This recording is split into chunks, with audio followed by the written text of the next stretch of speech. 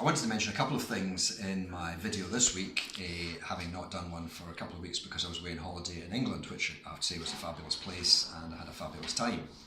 But a couple of things happened that I wanted to mention. One, fairly obviously, was Donald Trump and his visit to Europe.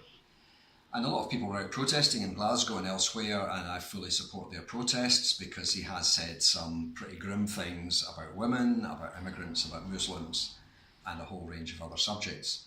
But I think perhaps my main problem with Donald Trump is I do not know what he believes. I don't know if he has beliefs, or if he believes one thing in the morning and he believes something different in the afternoon.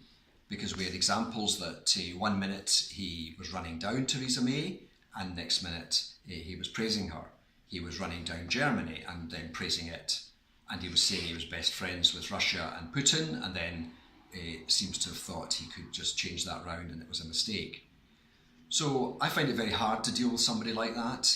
I have many friends and colleagues and people I work with who have got very different views from mine, and I can handle that if people are straightforward. But I find it very hard to deal with somebody like Donald Trump where you really do not know where you stand.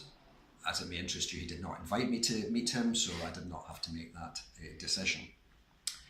The second issue while I was away was, of course, the very sad incident around the Orange March and the priest Tom White at St Alphonsus Church in the Barras within the constituency. And this was a really grim example of sectarianism, anti-Catholicism, anti-Irish racism, however you want to call it. Now, there's been a lot of media coverage, a lot of discussion about that incident, and Glasgow City Council are looking again at the routes of marches and the policing of them, which is really the main area that the council can control. But I think there is a need for the Parliament to look at the legislation and to consider if really it is appropriate that we allow these marches to continue, or at least as many of them to continue as there are. On the one hand, we want freedom of speech, and I fully support freedom of speech, and I want to be able to go out, say, and demonstrate against nuclear weapons or against racism and these things. So many of us do want to take part in marches at some time.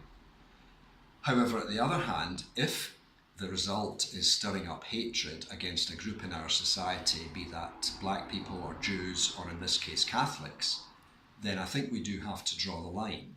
I don't think that's easy, but I have lodged a motion in the Scottish Parliament calling for a review at least of this, and it's something that continues to be in my agenda.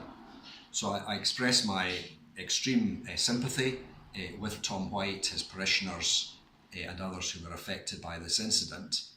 I accept that Glasgow City Council has limited powers, as do the police, because they cannot ban these marches. But I think it may not be the intention of everyone on an Orange March or with an Orange March to stir up hatred, but the reality is these things are celebrating what happened in 1690 and thereabouts. It was a celebration of defeating Catholics and defeating Catholicism, and I really wonder if it is appropriate these days, in 2018, that we are celebrating one part of society having defeated another part of society, and I really do not think that can continue.